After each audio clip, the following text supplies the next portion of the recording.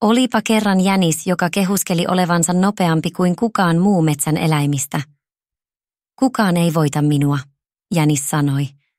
Haastan kenet tahansa juoksemaan kanssani kilpaa. Kukaan metsän eläimistä ei uskaltanut kilpasille, paitsi kilpikonna.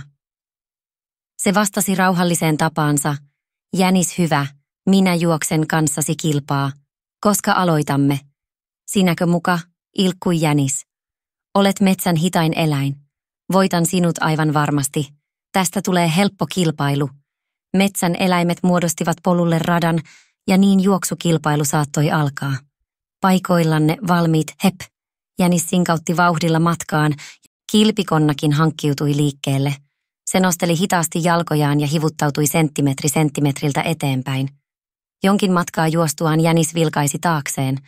Kilpikonnaa ei näkynyt missään. Hah, olen niin nopea, että voin jäädä niitylle lepäämään, se tuumi ylimielisenä. Jänis istahti alas ja päätti ottaa pienet nokoset. Sillä välin kilpikonna kulki eteenpäin askel askeleelta. Jänis torkkui niin sikeästi, että unohti ajan kulun. Kun se viimein heräsi päiväuniltaan, se huomasi kilpikonnan olevan jo aivan maaliviivan tuntumassa.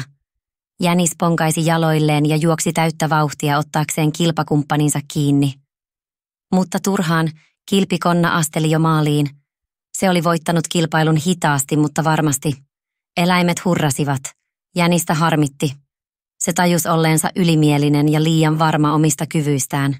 Siitä päivästä lähtien jänis ei enää kehuskellut nopeudellaan. Kilpikonna oli näyttänyt sille, että vikkelät jalat eivät tee kenestäkään muita parempaa.